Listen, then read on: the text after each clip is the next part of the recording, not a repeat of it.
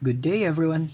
We are Group 2 and we are tasked to report on the experiment which was conducted on February 26, 2020, entitled Modeling and Simulation of Digestion in the Small Intestine.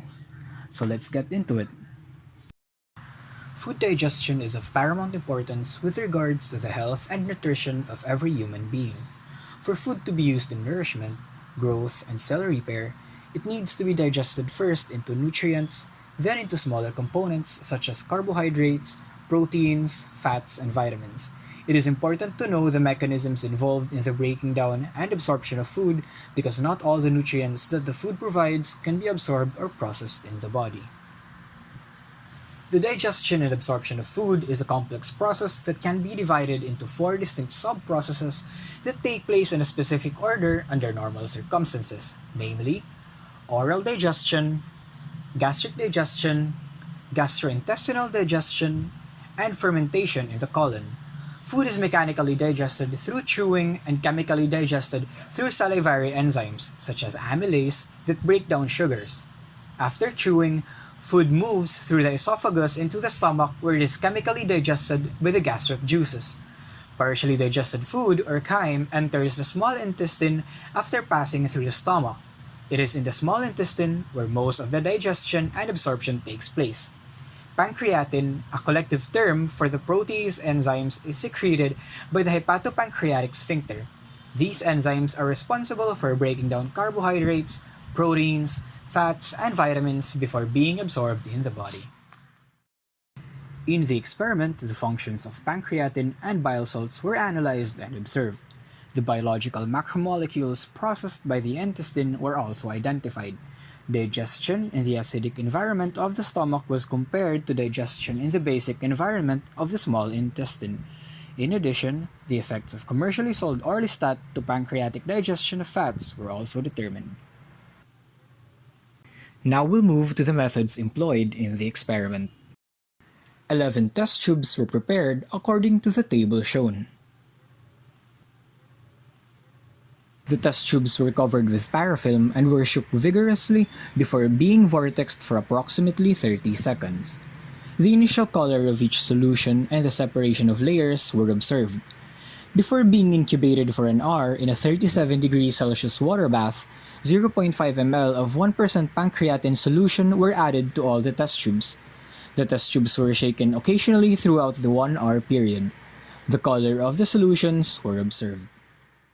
The digests from test tubes A, B, C, D, and E were transferred to Erlenmeyer flasks and titrated to the phenolphthalein endpoint with 0.001 molar sodium hydroxide. 5 drops of the digests in test tubes F, G, and H were transferred to a spot plate. 2 drops of iodine in potassium iodide were added to each well. The changes in color were observed. In 2 separate test tubes, 1 ml of the digests from test tubes I, J, and K were added. The solutions were neutralized with concentrated ammonium hydroxide. To the solutions, 500 microliters of biuret reagent were added. And now we move to the results of the experiment. The initial colors as well as separation layers of each test tube and the changes observed after the water bath are shown in the table.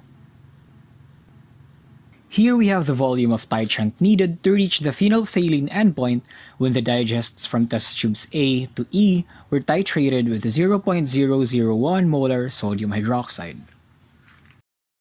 The picture on the left shows the spot plate with digests F, G, and H from bottom to top after adding 2 drops of iodine in potassium iodide, whereas the picture on the right shows the digests of I, J, and K after neutralization with ammonium hydroxide. Now we move to the discussion of the data gathered in the experiment. For test tube A, the initial and final appearance after incubation did not change by much. However, during the titration, 47 ml of titrant was used to reach the phenolphthalein endpoint. Compared to the other solutions, more fatty acids were liberated in test tube A. Calcium chloride is known to increase the rate of hydrolysis of triglycerides. Test tube B showed a dark pink coloration, indicating that the pH of the solution is on the basic side. Since the expected products of the digestion of vegetable oil are linoleic and alpha-linoleic acid, which are both acids, it can be said that little to no products were formed. There was also no need to titrate the solution because the endpoint was already reached.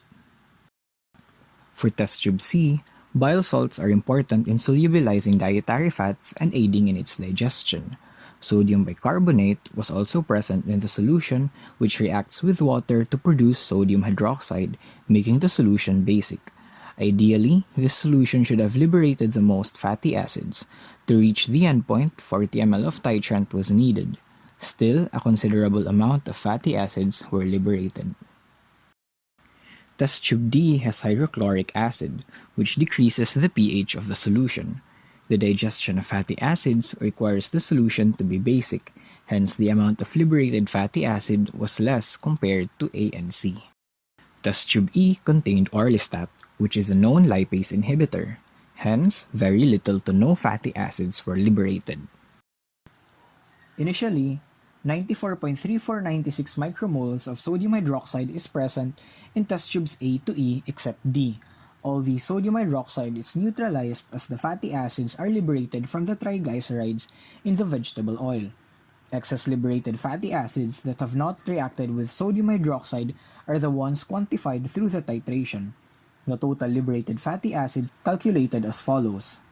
Fatty acids in micromoles is equal to 94.3496 micromoles plus micromole of sodium hydroxide added. The initial sodium hydroxide concentration of test tube D is 0 micromole, however it contained 10 micromoles of hydrochloric acid, which would react with the titrant. As a result, 10 micromoles should be subtracted from the final number to compute for the total liberated fatty acids. For test tube E, the initial concentration of orlistat was 5.043 micromole. This would have reacted with the liberated fatty acids, thus the same amount was added to the total fatty acids liberated. For starch digestion, test tubes F and G showed negative results, whereas H showed an inconclusive result. A positive result in the I2 in Ki test would show a color change from yellow to blue or brown. This is because iodine would form a complex with starch. Test tube G showed a negative result because amylase is deactivated in acidic pH conditions. In the presence of hydrochloric acid, starch would be hydrolyzed to form monosaccharides, which would yield a negative result with I2 in Ki. For test tubes F, bile is known to inhibit the formation of iodine-starch complex, hence a negative result is observed. Test tube H showed a clear solution, which is far from the expected blue or brown-colored positive result. However, orlistat does not inhibit amylase, hence some of the starch could have formed a complex with iodine. The Biuret test is done to observe the presence of peptide bonds. It is a colorimetric method wherein a positive result will yield a dark purple complex.